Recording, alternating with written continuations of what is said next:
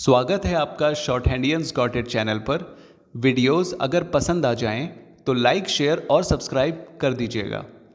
Latest dictation और job notifications को पाने के लिए बेल आइकन प्रेस कर दीजिएगा ताकि आपको टाइम पे आपकी डिक्टेशंस मिल सकें। Thank you so much.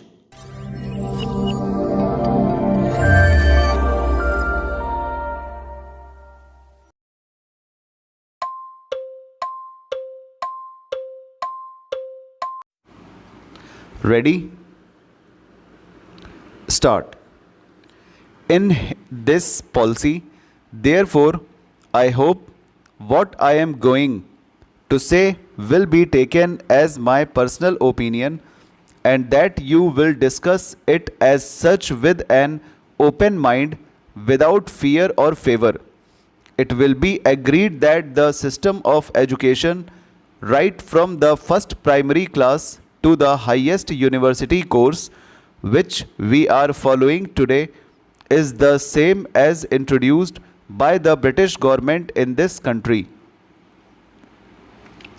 We have not been able to introduce any fundamental change in that system even after the attainment of independence.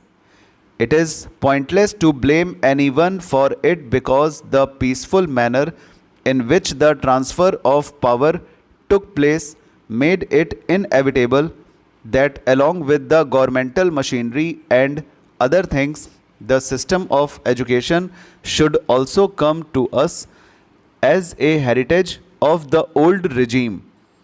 It is now our duty to give thought to each one of these problems and decide in the light of present day condition how they can be solved and then to act upon what we have decided.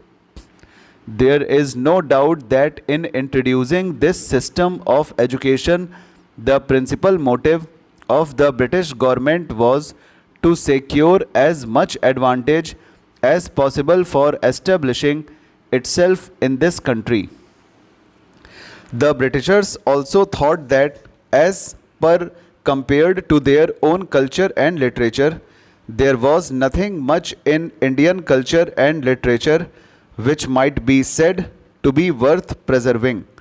There is no doubt in course of time their views underwent some change. The progress of science in Europe meanwhile confirmed them in their view that scientific education could be imparted only through the medium of English. Consequently, partly for the sake of administrative convenience and partly to propagate their own language and culture, they stick to their own system of education which they introduced in this country.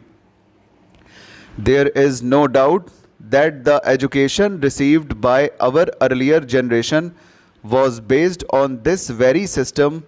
Those people knew little of Indian literature or culture and hardly felt drawn towards it, although a few Indian scholars who were inspired by English education did study Indian literature and wrote a good deal in praise of it. Thus, we find two schools of thought in this country.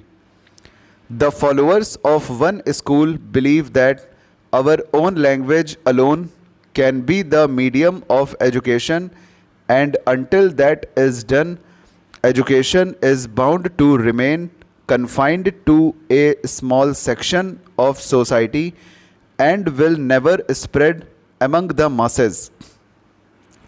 The other school of thought thinks that in this scientific age, our country cannot cut itself adrift from European thought and that at least higher education should continue to be imparted through the medium of English. If that is not done, they argue we shall fail to pull our weight and lag behind other nations in the race for material progress.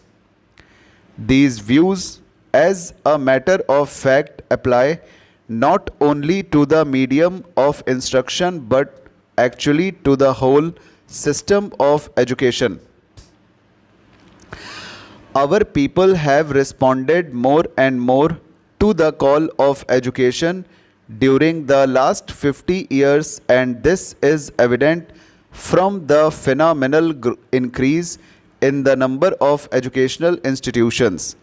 In 1911-12, when Burma and Pakistan were also part of India, there were 186 universities and colleges in India as compared with 537 in 1948-49. Stop over. तो दोस्तों ये dictation आज की हो गई है, और जिस किसी को भी ऑनलाइन क्लासेस चाहिए हैं ऑडियो और पीडीएफ के साथ, वो पर्सनल व्हाट्सएप मैसेज कर सकता है। अबाउट सेक्शन में जाकर यूट्यूब के अबाउट सेक्शन में नंबर दिया हुआ है, आप व्हाट्सएप कर सकते हो और आपकी रिक्वायरमेंट बताकर आप डिक्टेशंस और पीडीएफ ले सकते हो। Thank you so much, bye bye.